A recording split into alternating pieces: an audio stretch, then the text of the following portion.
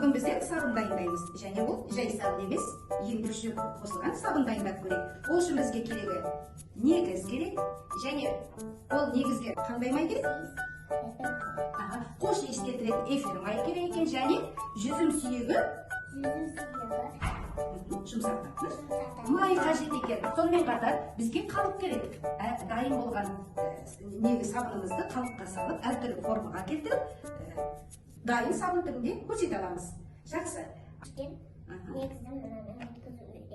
Өткізу керек. Жақсы. Ал сен шамсың? Таяқшамен сен ыдысыңа сал.